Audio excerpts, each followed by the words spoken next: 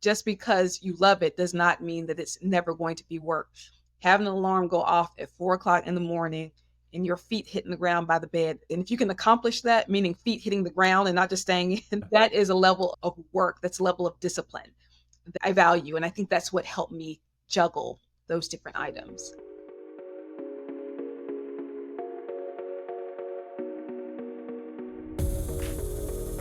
Welcome to Connection Request. I'm Joel Lehman. Today on the show, I'm talking to Keesa Schreane, an author, speaker, and consultant who has written not one, but two books covering the complex issues of corporate culture, compassion in the workplace, ESG, as well as sustainability. You can see and read her in outlets including Black Enterprise, Bloomberg, CNBC, CBS, Essence, and more. And she serves on numerous boards and committees, including Ceres President's Council. As we'll talk about, we also work together in various capacities. I'm the producer of her new podcast, Climate, Money, Work.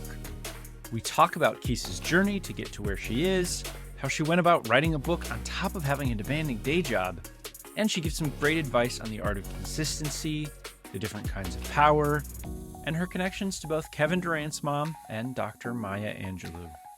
I also ask for her thoughts on how corporations who pledge support are doing 3 years after George Floyd's murder. Stick with me for Dakota, where I talk about teachers and what they have meant to me throughout my life. Finally, I have a small ask for you. If you like the show, would you tell someone about it? I really depend on listeners like you to help spread the word. If you don't like it, that's okay too. Shoot me a note. Tell me what I can do better. Okay, here's my conversation with Keesa Schreane. I love to write, I love to research, and I love to bring ideas to life. So that's what I do. Who I am, I like to think of myself as a businesswoman who is also an author, writer, who's also a podcaster and an entrepreneur. So those are the labels, but behind those labels, what I love to do, bring ideas to life as well as writing and researching. Now, I've got to get a few disclosures out of the way for our audience. You and I have worked together on and off over the years. You are actually a current client of mine, but to be honest, I think of you as so many things. You're a partner, you're a collaborator, you're a friend, and just a really powerful and inspirational force in my life. So thank you for being here and distilling some of your knowledge and inspiration for our audience. I want to talk about lots today, as I mentioned, including your career journey and also the books that you've written, as well as what you're up to now. But let's travel back in time for a minute. Tell us about younger Keesa in Tennessee, I believe. What do I need to know about you then to help me understand the woman that you became?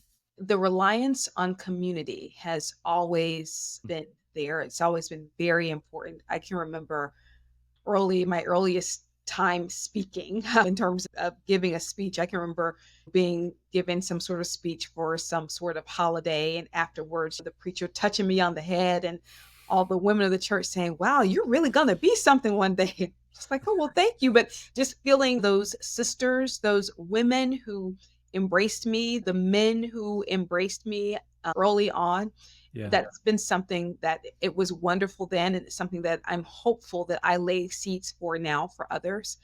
I hope that I can be a part of communities and be a voice and be a supportive voice and be a voice of wisdom. I have, it's really interesting. I have some relatives who were talking about the ancestors, their aunts and their uncles, and these are my aunts and my uncles. And they said, "Wow, what happened to those people, those aunts and those uncles who were the wise ones?" And my aunt said, "Oh, we are those people now." And I hear that so frequently. A good friend of mine, who's also a mentor of mine, Wanda Stark, she was very close friends with Dr. Maya Angelou. And when Dr. Angelou transitioned, she said, "Wow, she's such a huge presence and a huge force." And we held really space for the fact that she has emerged and evolved and is in her own right becoming a space and a force for others, a force of good for others. And so obviously we can never be the person who's transitioned or be that ancestor. We can never take over someone else's identity, but it's really important to understand the importance that you can hold in someone's life, in a community, the role that you can have in the community, and to really walk into that with pride in who you are And that's what I am trying to embrace at this point in my life, having the pride in who I am and enjoying the space and the communities that allow for that.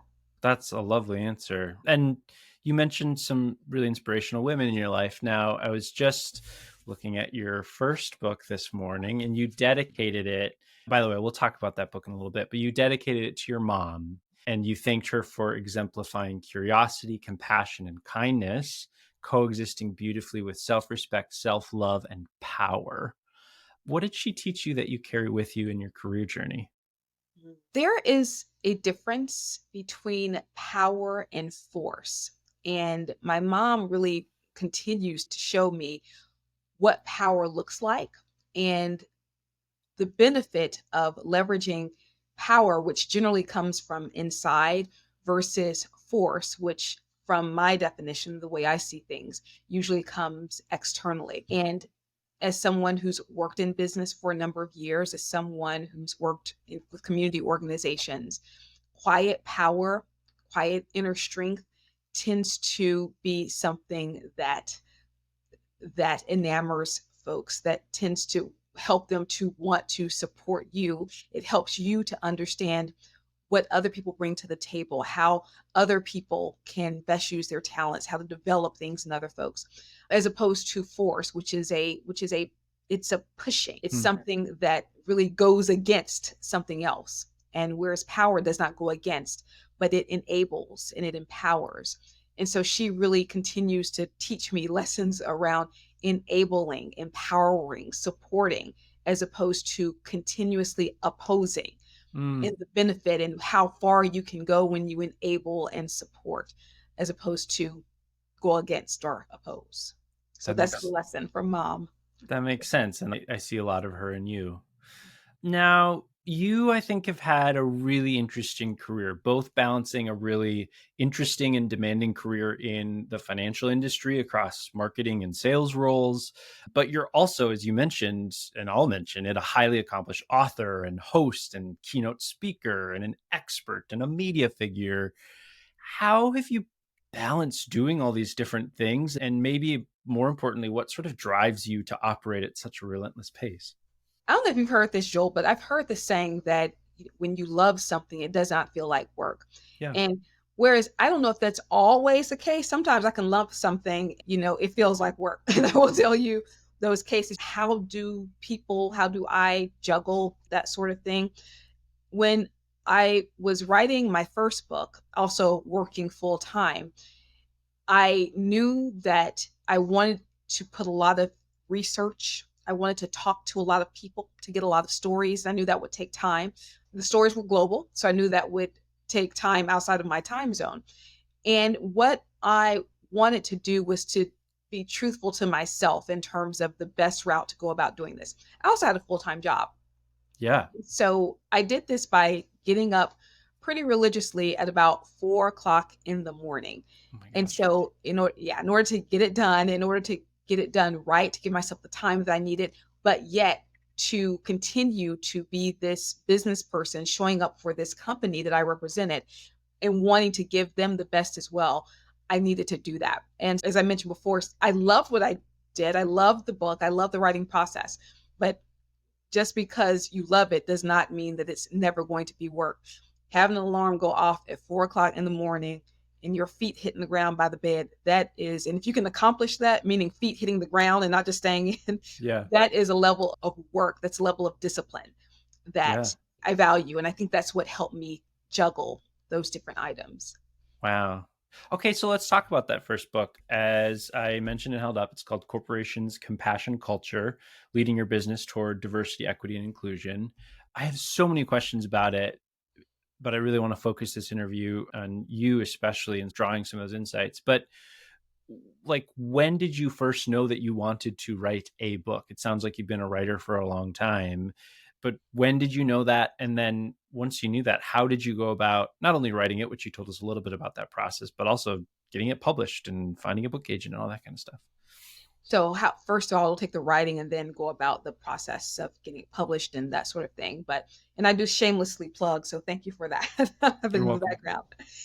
In terms of when did I decide to write a book, I've enjoyed writing. I've always been working on a project. I can't say there was a point where I said, okay, today I'm going to shift my focus and focus on the book. There's always been that sort of writing in me. There's always been those stories that have surrounded me, whether Yeah. it be my story or stories of family, friends, others in my environment. This book has been in the works for years, and it wasn't a formal concept, but it consisted of stories that I told. And for me, it was important to let folks know that they were not alone when they were in a corporate environment and felt that there were Mm. microaggressions. When I wrote the book during the early parts of the pandemic, and when people told me, you know what, my manager put my company has some sort of software on my laptop, so I literally have to have my hands on the keyboard. If I get up to use the bathroom, they clock that. I heard several stories like that. And I wanted people to know that they weren't alone. I also wanted to give them a voice so Yeah. they could share some things in a very comfortable environment. So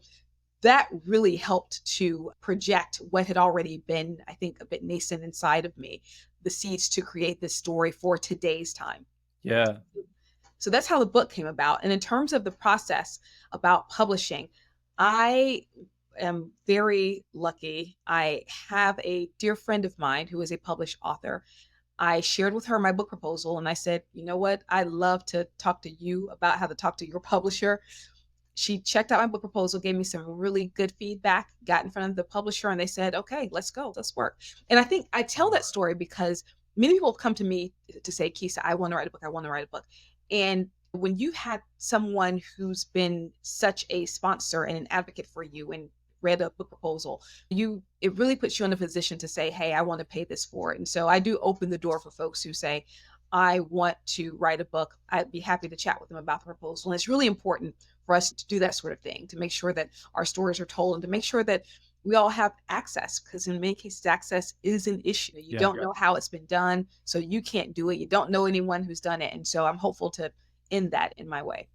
It's, I think, even more impressive to me as just like a fan of yours. There are a lot of people out there who say, I want to write a book about all sorts of different things. There are a lot of people who go out and actually write a book. There are some people, much smaller subset, who get it published by a firm as sort of reputable as Wiley.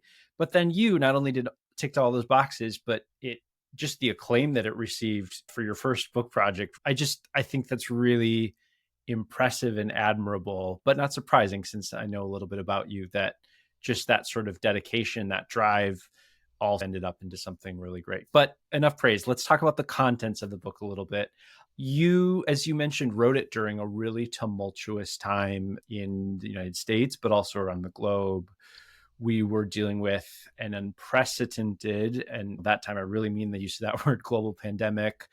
We were also grappling with racism in this country and around the world in a really new and different way, I think, from the murder of George Floyd, which happened right here in my hometown. And in that time, a lot of companies made a lot of commitments, didn't they, to do better, both for their people and their communities around the world. I'm wondering, can you talk a little bit about that and maybe give us a sense, how are companies doing 3 years on after they made all those commitments? So, to your point, there was a time when companies used black boxes to show support. On their social media handles, they would, instead of having their logo, they would have black boxes and they would have commentary about, we stand in support of this community. We stand in support our allyship. We have allyship with that community. And those words, they do have a place and they are good. It's great to hear the words, but many people saw those actions as performative activism. Hmm. And that is when a leader or a group of leaders, when they perform, they demonstrate through a performance that they are allies, that they are standing with. But if you look at track records, if you look at numbers, if you look at data, the performance or what they demonstrate on social media or on other types of media, that performance does not equal the actual data. So there's no proof that they really have an intention to drive change in the way that they have said they want to drive change. Performative activism is a real thing. And I think that many of us have stories of individuals who we know who are leaders and they are performing, but either they don't know how to actually make the change, or they have been unwilling in the past. But I will say this, that when we work on, and Joel and I, we've worked with each other, when we work on a product, a marketing campaign from your perspective, a product from my perspective, we tend to have numbers that show where we started, where we were with each milestone, and where we hope to end up with all projects, whether it's revenue, whether it's number of products made, we have numbers. And right now, that's generally how we quantify things. When we choose to not apply numbers to something, it's very hard to measure our success. And so until we apply actual hardcore numbers to what we want to achieve, it's going to be challenging for a leader or leaders to say that they are really hopeful to make a difference, that they are actually doing all they can to make a difference. So with my first book, one of the things I really wanted to focus on was the story behind each person who felt that they were not heard, each person who said that they felt that their firm was not supportive of them because of who they were. I wanted to focus on a story and the narratives of these people, and also give my own story. That's a good transition. You write in the book, in the opening of it, a little bit about your experience early on in business, being a businesswoman. And you don't say this in so many words, at least in the beginning. You probably get into it a little bit later, if I remember correctly. But a lot of the stories you tell are ones of microaggressions, are ones of, I would say, outright racism, but you can correct me if you disagree. And I think in that context, you got involved in what at the time was DEI work. Now I think we call it DEIB, diversity, equity, inclusion, and belonging. And you also, I think, just like based on your experiences, I really admire you felt compelled to get involved and do things like education and writing books and helping people understand. Will you talk a little bit about those early days and your own experience in the business world and, yeah, how it's compelled you forward? I wanted to make sure that from an education standpoint, from a knowledge standpoint, that I did what I needed to do to be successful. And that would be university, that would be taking these exams that you had to take at the time. I Series 7, Series 63 for those of us who are in financial services, taking them and passing them. And there was a thought that when you do those things, when you set yourself up for success, that you will be successful. And what I really had to understand, and I'm hopeful in the book, my story shows that I had to come to terms with, I couldn't let outside influences negate what I knew about myself Hmm. and negate what I knew about my potential. And so what I wanted to do was just to share my story, my issues, and how I did listen to a couple outside voices for a while, but I recognized that wasn't the best way for me to move forward in my career. I really need to focus on changing my inner dialogue. I also needed to protect myself from the energy and the dialogue or conversations from others that did not hold space for who I am and what I could bring to the table. It's important for me for people to really know their value, to know it, and to consistently always have it top of mind. Understand the importance of that self-talk. Understand Yeah. the importance of listening to people and surrounding yourself with people who reinforce who you are and what you can do and just the excellence that lives inside of you. And so I really wanted to share how that changed the trajectory of my life. So not necessarily focusing on those other voices that said things that I didn't need to hear. Which I Yeah. think it's really important to not give space to things that you don't want in your life, but to allow those voices, those people, those communities that really reinforced the excellence in me. And hopefully I can be a part of those communities for other folks as well. As you look back on your career, Keesa, so far, something I think about you and our work together is you sort of always have a plan, right? Like you show up and you're like, all right, here's what we're doing. It's just like very detailed. But I'm curious for your own career, how much of a plan has there been? As you think back, how much of it has been planned versus more organic and follow the winds where they may blow? That is so interesting that you think that about me. So I have to tell you about this story. This is how I envision myself. Just the other day, I live near a duck pond, and I was walking by the duck pond, and I saw a gentleman who just it was early in the morning. He just stopped where he was. He was looking at the ducks, and so I wondered what he was looking at. And so I saw this big parent duck with about four other ducklings behind it, and they went into the water. Now the ledge from where they were walking to the water is probably about maybe I don't know, maybe 6 inches. So the duck had to take like a big leap to get into the water. And so the duck took that leap. And then I saw two baby ducks behind, and they were just around the edge of that area. And Yeah. they looked really hesitant. Like they didn't know if they were going to continue to walk or jump in. Yeah. And one duck, you saw him, he just leapt and he just dove headfirst into the pool. You know what? If I got to do this, I got to do it. And he just went there. The other duck was still very hesitant, and it put its foot at the edge and it just slipped and tumbled down into the water. And so the gentleman and I laughed. And so I thought it made me immediately think, you know what? Sometimes the plan is just to jump. Sometimes there's no pitch deck. Yeah. There's no precedent. Your plan just has to be just to go for it and jump. And I thought that's how I worked a lot of the times. But it's good to hear that you think you see me differently. I do. Yeah. So would you say that a lot of your career has just been following what feels right in your heart at that moment in time, as opposed to you sat down when you were in college and you said, all right, I'm going to do financial services for 10 years. I'm going to go write a book. I'm going to do this. Then I'm going to, no. It's all about the feeling part. When I Yeah. did have a plan, I usually go into things with knowledge of what I think I want to do, Yeah. but sometimes those plans just they don't come to fruition, and it's because of things change. I think it's really great to be flexible.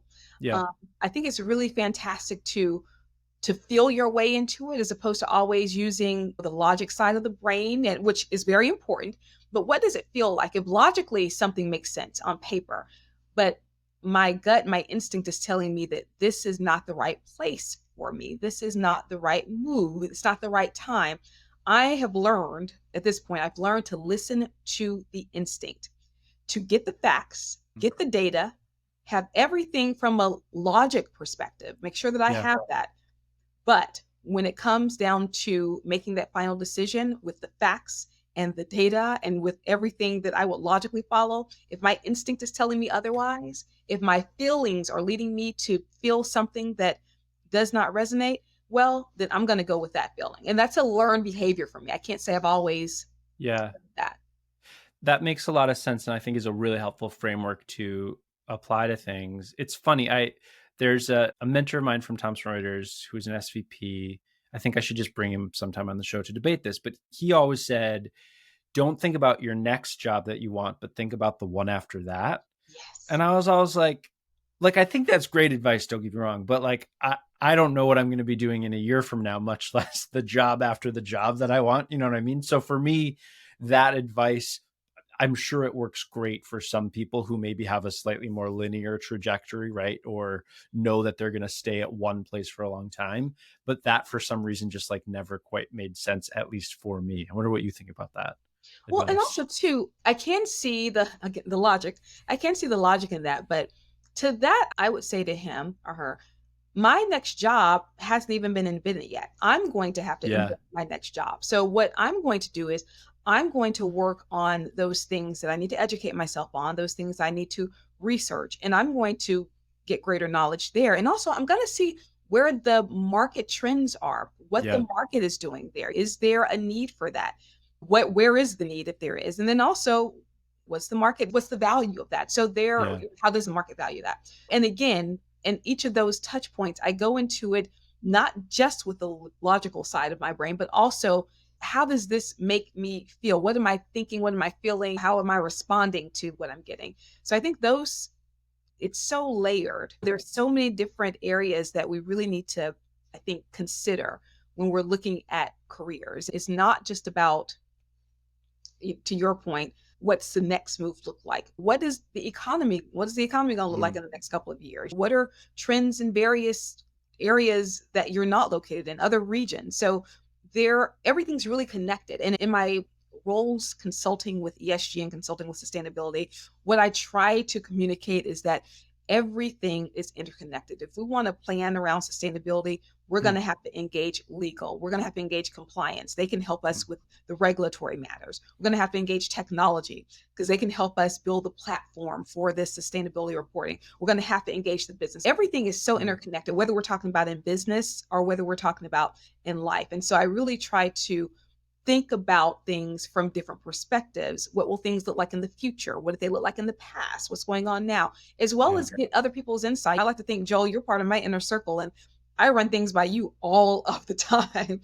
And it's all about getting different perspectives and just coming at things from different angles. I'm honored, by the way, to be part of the inner circle.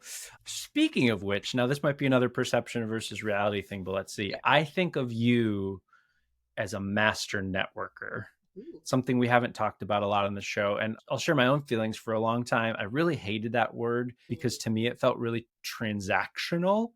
That being said, I think I found over time, like I always said, I like building relationships. I like meeting new people. I like asking about who they are. And I kind of realized, like, oh, networking doesn't have to be a bad word or a dirty word. Just for whatever reason, my framework and reference points, but I had some weird aversion to that word. But I think of you as someone who is always building relationships and connections and has a really interesting network.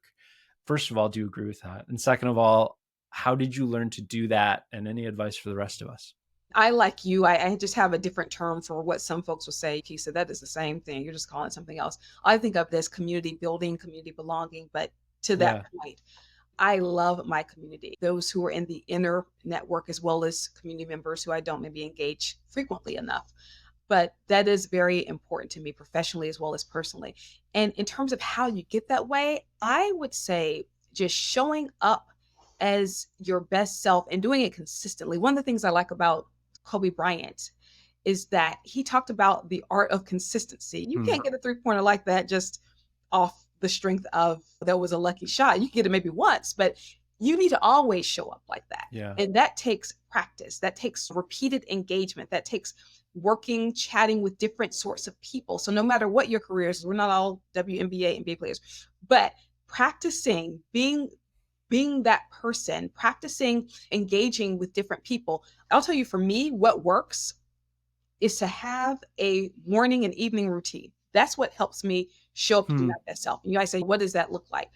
And it's some strange stuff. I tell you, some real strange stuff. One of the things I do most mornings is I will get up and I will get some vitamin D. I'll go outside, I'll say early in the morning, just for a brief walk. I'll come back and I will take a cold shower. Now, it doesn't have to be long, but I'll take a cold shower. And that just helps to just get me really pumped and hyped. And then I will have some gratitude time, which usually consists of a gratitude journal, so journaling, as well as meditation. And then I'll be ready to start my day. I don't think I would have the same level of energy if I got up and immediately checked my phone. If I got Hmm. up and immediately looked at my email, if I got up and immediately looked at social media, I don't think I have the same level of energy. Hmm. Each of those things, again, showing up consistently, each of those steps that I take, they all provide a tremendous amount of energy. They help to reinforce my discipline, particularly that cold shower, help to reinforce my discipline.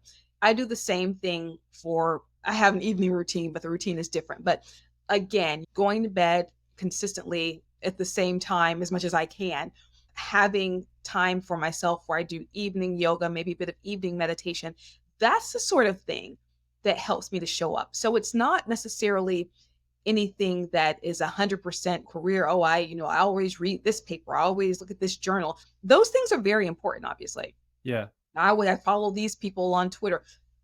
Important, please do it.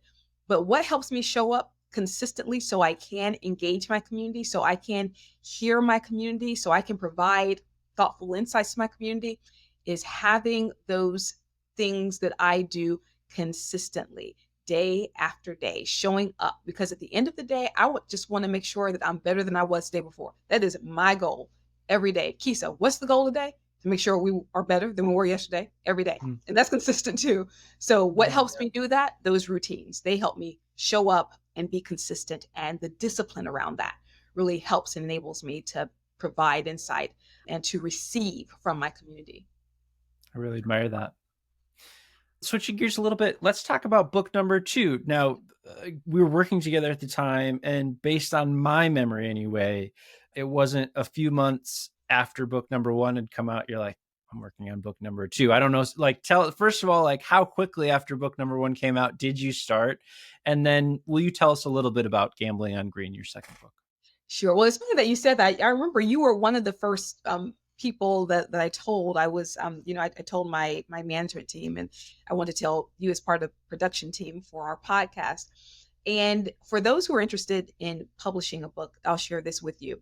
When I wrote the first book, I did not have a firm time in my head in terms of how long I thought it would take me to write it, because I'd never written a book before. I spoke with folks who'd written books.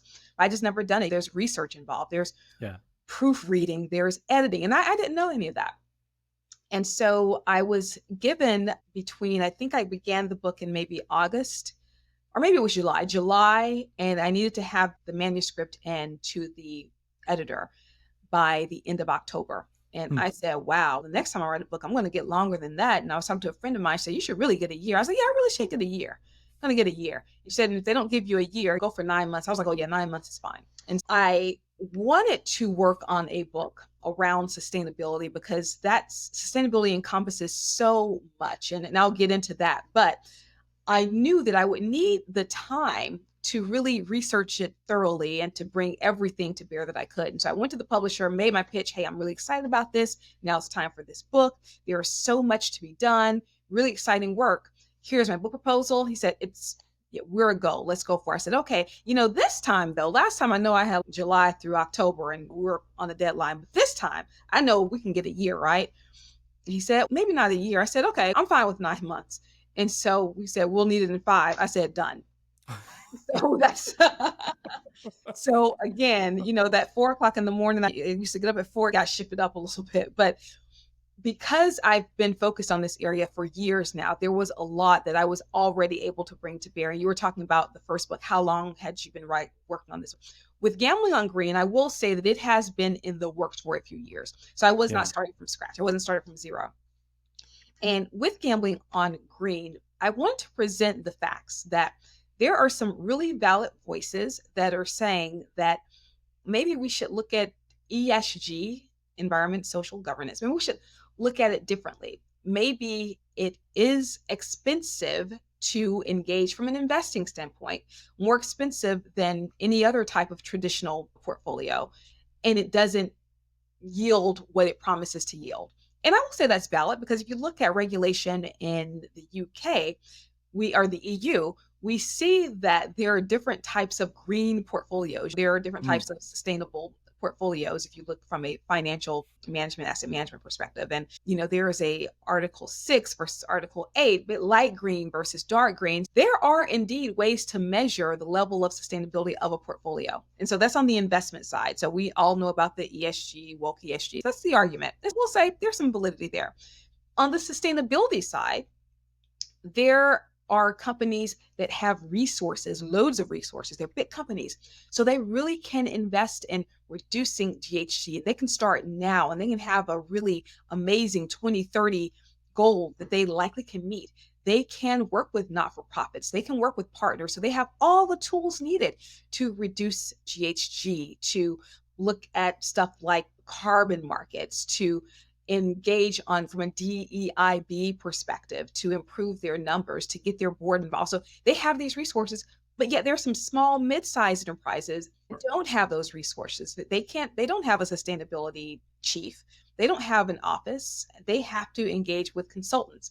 So I wanted to present all of those different sides, from the larger companies and how they were able to progress, as well as the small, mid-sized companies and how they were able to, using sometimes very meager resources, how they were able to have these amazing sustainability outcomes, as well as the ESG argument that ESG investing really is in some ways greenwashing. And what does it look like to have ESG investing of different types? Because ESG investing that's a word that encompasses a lot. There's impact investing, thematic investing.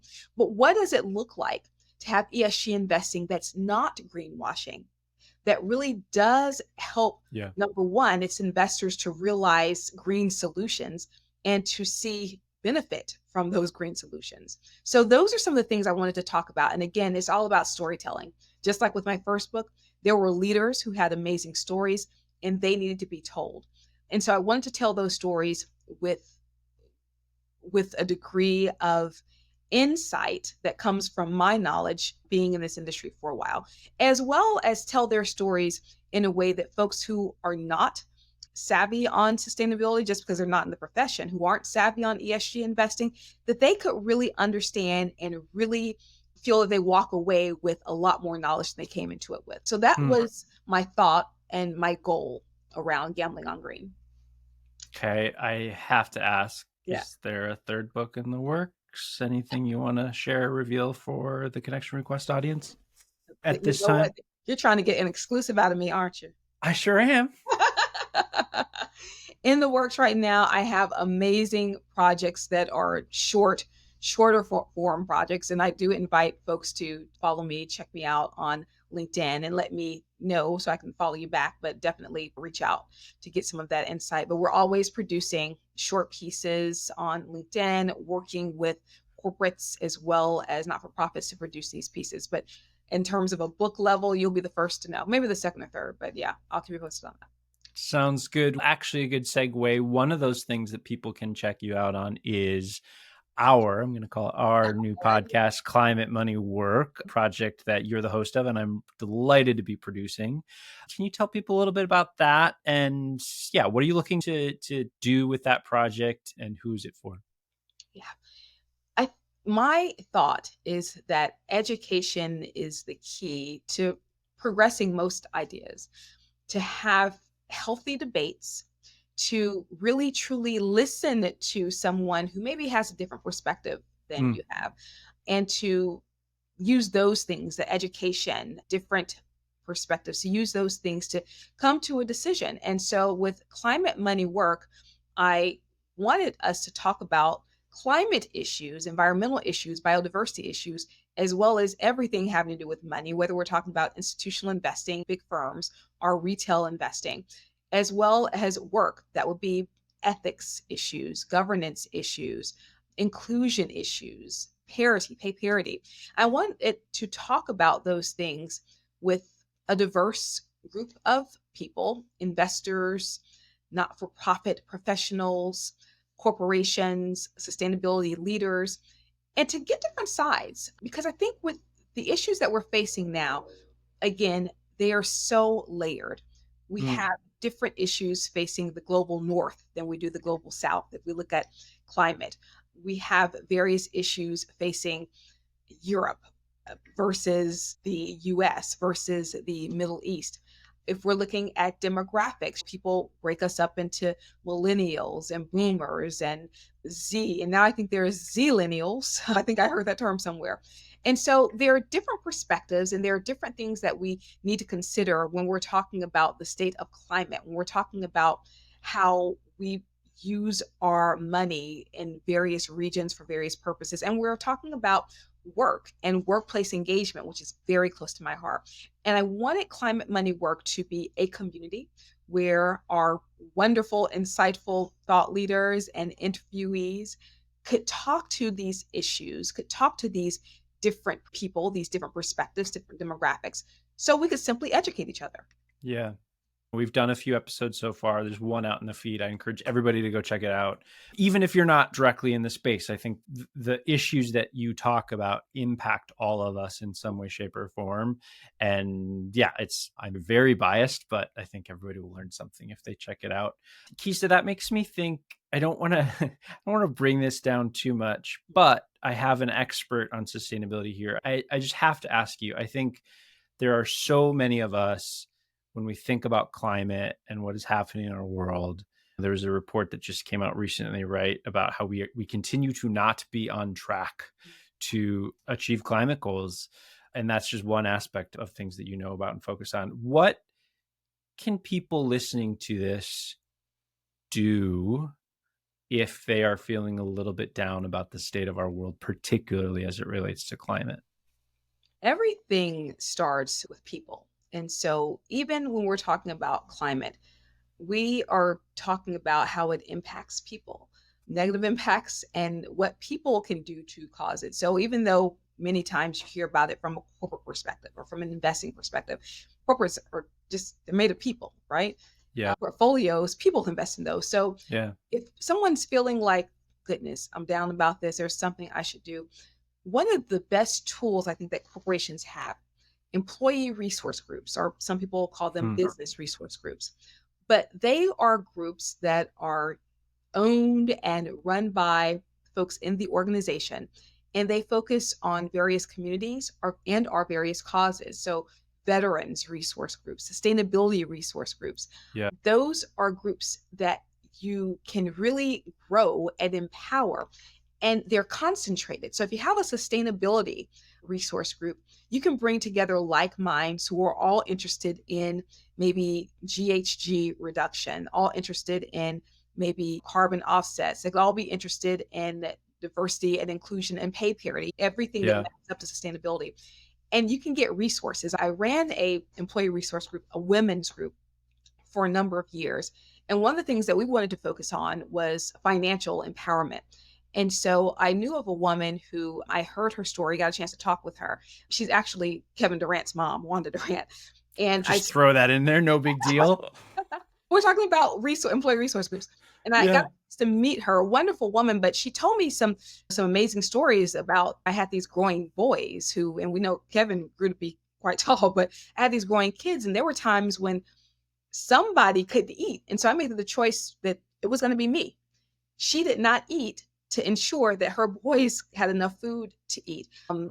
And her financial challenges continued to grow and just exacerbate. And she said, I reached a point where I said, I'm really going to have to do something, about this. So Wanda Durant was, to me, a wonderful example of someone who had a platform. She was known, her son, Kevin Durant, was known, but also she had actually gone through this level of poverty and found her way through that into a much better situation. I wanted to bring her in and said, listen, Wanda, you have a great story. I'd love to make sure that, some of our team members hear this. Well, we found out that many of our clients wanted to have financial empowerment sessions to understand what they could do, to understand a story behind it. And Hmm. so people really seem to gravitate toward her story. I spoke with a couple of business heads, head sales and some other businesses, and they said, you know what? Yeah, we talked to our clients. They're really interested in this. Could we bring her here to speak? And I said, of course we're going to bring her here to speak. But that shows how the power of understanding the importance of an issue, whatever your issue is, whatever you Yeah. want to focus on, bringing together like-minded people. It wasn't just me, it was a community of us who said, you know what, this is something that we want to tackle this year. We really want to understand what we can do to help improve people's financial status, not just our clients, but their clients, our clients' clients. Yeah. Business heads said the same thing. People who were in the resource group said, hey, I want to do this. I want to be a part of this. And the value of a resource group, an employee resource group, is to bring together those of like minds who have skills. Some people can market the event. Some people can help fundraise, which is simply getting the funding from the appropriate business partners or Yeah. sponsors. And some people can make sure that they organize event plan. So that's the sort of thing that can really drive forward a sustainability mission, having people internally dedicated to it. And I will say this, one of the arguments around employee resource groups is that there's a lot of work involved and that it's a voluntary position. Yeah. And I think most of us who have served are totally open to talk about how employee resource group heads and team members, how they can be engaged around valuing, putting Yeah. a value on the work they do, because it is work. And as we talk about how corporates can move into embracing sustainability and embracing their workplace and workforce specifically, let's think about ways we can start valuing people beyond Yeah. the paycheck that they get. And valuing can mean different things to different people. We've both seen stories, haven't we, of really great impact from those employee resource groups. But also, as you said, it is often like it's unpaid labor, right? Let's just call it what it is. And also, I think there's an interesting dynamic, a couple examples I think of, let's say the Black Employee Network, for instance.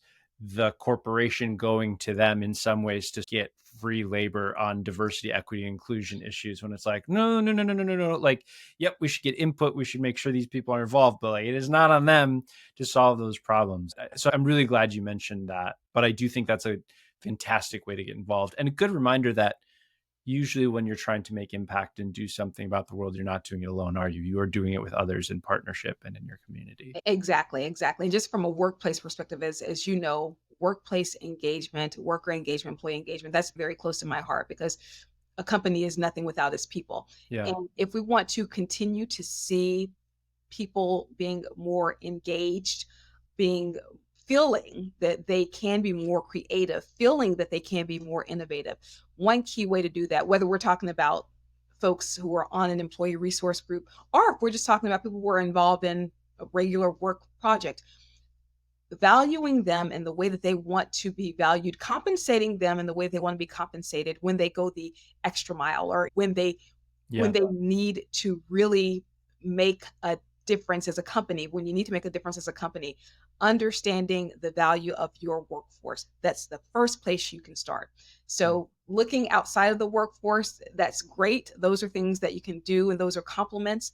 But looking inside of the people who are in your company, if you really want to make a difference, that's where you can start. And further than that, start with making sure that you value them. Because when someone feels valued, and that can be compensation as well as other things. When we feel valued, we are encouraged to bring our best creativity, to bring our best innovation. And that's when you can design market leading products because you have folks who are productive to the highest level and they're Mm. innovative. That's when you can start getting into new markets. So, treating your workplace well is not just a nice to have, it's something that's a must if you plan to be a company that can be sustainable in the future and that can continue to grow and thrive. Amen. Keesa for president. Okay, just a couple questions before I let you go. We're trying something new out on this show, which is each guest leaves behind a question for the next guest, even if they don't know who it is. So, the question for you comes from Casey Hall, both a friend and Hey, an Casey. excellent social media entrepreneur. You might know him. And his question for you is, how do you choose to balance or blend your personal life and your professional life? And the sort of funny and ironic part is this question was answered by him while his young son Charlie was jumping up and down in the background behind him. Yeah. So what are kind of your philosophy, your thoughts on blending the two?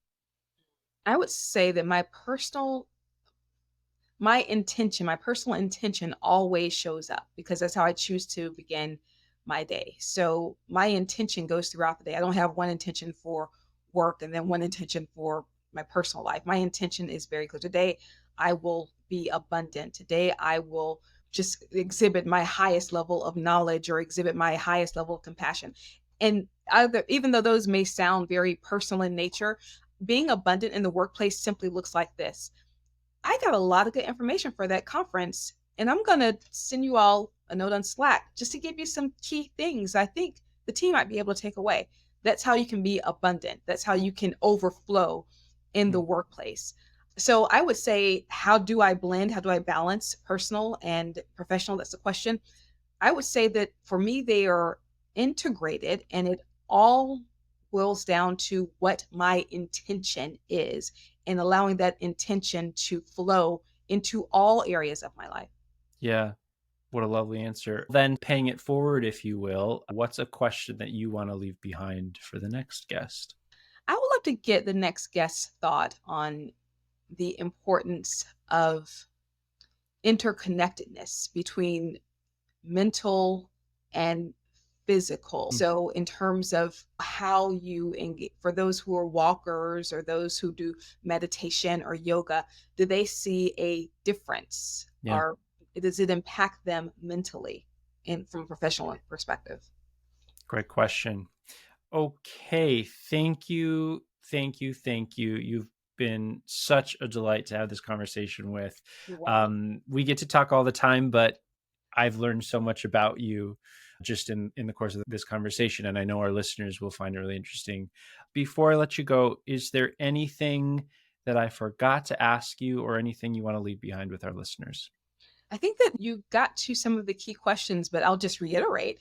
I'll reiterate that if we really want to bring our best selves to our professional lives, we really want to connect and create in our careers, I would say it really starts with the generosity that we show to the people in our corporations.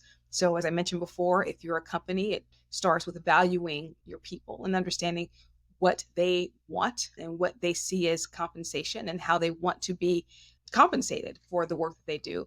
And if you are a colleague and an individual contributor, not even a manager or not even a person who manages people, but you manage yourself, that could be just being generous with giving insights. And I gave the example of if you go to a conference, just sharing insights with folks. So it's amazing how when you give to that level, it's amazing how it shows up for you. And so I really would encourage us to not even try to make a grand plan around, oh, 10 ways I can give today, but just see the opportunity and just seize the moment. See the Yeah. opportunity to be generous and to be abundant with how you approach your colleagues, with how you approach your teammates. See the moments, be very mindful, be thoughtful, listen, and just seize the moment and show up as someone who is a colleague who is abundant. And trust me, you will get it back in wonderful returns. Keesa Schreane, thank you so much for everything. I'll be thinking about this conversation for a long time. Joel Lehman, thank you for having me. I hope you learned as much as I did from that conversation. Isn't she cool? By the way, welcome to Dakota, where I share a little bit more about what's on my mind. And whatever you're doing right now, wherever you are listening to this, I want you to stop for just a minute and close your eyes. Take 60 seconds and think about, throughout your life, who has helped shape the person that you are today. Go ahead, hit pause on this. Come back to me in a second. But take some time to just reflect on who has helped you along your journey. Now, that was something that a few years ago, a guy by the name of LeVar Burton, who especially millennials probably know as the host of Reading Rainbow, but he's done a bunch of other stuff. He asked a ballroom full of content strategy professionals at a conference I was at years ago to do that same exercise. And he actually took that from Fred Rogers, who many of you probably know as Mr. Rogers, an exercise that he used to do. And I'll tell you, when I did that all those years ago, for me, I had all sorts of emotions flooding over me as I thought about the many, many different people who have helped me become the person that I am today. I thought all the way back to elementary school about Mrs. Anderson, who gave each and every one of us a hug every day and just made us feel warm and loved. I think about my dad, who taught me piano lessons in elementary school. I'm sure I wasn't the easiest student. I think about my brother, who helped me advance and teach me some things on the trombone that he was learning in middle school. He was a few years older than me. I think about my band teachers in middle school, Kurt Clausen and John Green and Rose Keneally and Joel Furco. And they all just helped me discover my passion for music and help me learn new things and just give me the time and space and support to explore. I think about my theater teachers in middle school, Kate Murphy and Jen Parker, what they saw in me to sort of take to the stage, and have what at the time were really fun roles and teach really the building blocks of how to act and sing and perform on stage. And then into high school, I think about my choir directors, Judy Sagan and Greg Dauma, for continuing to sort of grow that love of music. But honestly, with all these people, they were also teaching us life lessons about how to be better humans, as all the best teachers do. I think about Bill Henry and Ben Harloff and Frank Pasquarella and Rich Berggren, band teachers who helped me develop into a leader in those spaces. When they helped me become a drum major, they helped me realize, again, that I just had like a passion for not only music, but helping my peers grow and directing and conducting. And I think all the time about Scott DeRocher, who I do not know what he saw in me, but he saw the makings of somebody who could, I think, play leading roles on stage. And he taught me so much about acting and performing that I still think about. As you heard me talk about in my podcast with Risa Dorkin, he tied sandbags on my feet to help me sort of, I guess it was a form of method acting. And then into college, I think about my professors and teachers like Scott Jones. I think about Peter Haberman. I think about Nat Dickey, who all gave me so many different elements, not only in music, but again, beyond. And for the little bit of time that I studied music education, helped me figure out what to do and how to teach and how to be with students. And again, all of them helped me just become a better human being. And then I think about Kelly Meyer, who was a career counselor and helped me through still what felt like one of the biggest decisions of my life, to leave music education and to go into the world of communications, and who ended up being so many more things than a career counselor. She was a life coach and almost a therapist in some ways. To all of those people, if any of them listen to this, I just want to say thank you for being you.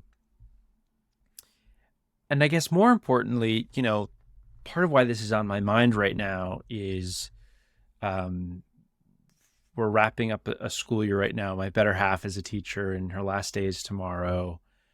I just think we don't celebrate teachers enough. I don't think we give them the true credit that they deserve. We definitely don't pay them enough. But I just want you to think about specifically the teachers in your life and mentors who have helped to give you tools and resources and chances and opportunities and become the person that you are. And I hope you maybe take a minute, if this has helped you think at all about some of the people who have shaped you, to call up one of those people and thank them, or send them a Facebook message, or shoot them a text to just say, hey, I just want to say thank you for helping me become the person that I am.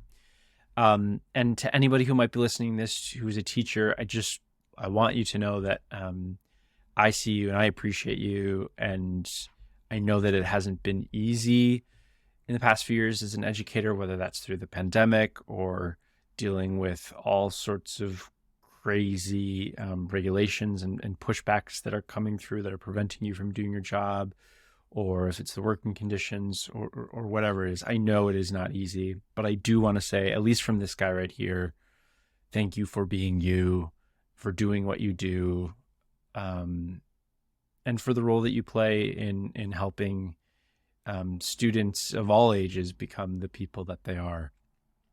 I just want to say thank you. That's all I have. But just know that at least somebody's thinking about you. And for those of you transitioning into a summer, whatever that looks like for you, I hope it's an amazing one. And I hope that, at least in small ways, you do feel appreciated and loved and respected in the communities that you're in, because you're doing really important work. And I hope you know that. I hope you feel that. Okay. Thanks for listening. I know that was a little bit rambly. It's something I get really emotional about, but I just wanted to share what was on my mind. That is it for today's episode of Connection Request. Please send me all feedback, questions, pitches, and takes on the end of Succession and Ted Lasso to connect@shrugcontent.com. Today's show is, of course, produced by Shrug Content. We make podcasts, websites, and other internet-related content. You can learn more at shrugcontent.com. And you can find me, Joel Lehman, on Twitter, LinkedIn, and Instagram, and the show on TikTok, Instagram, Twitter, and YouTube. Until next time, be well, and thanks for listening.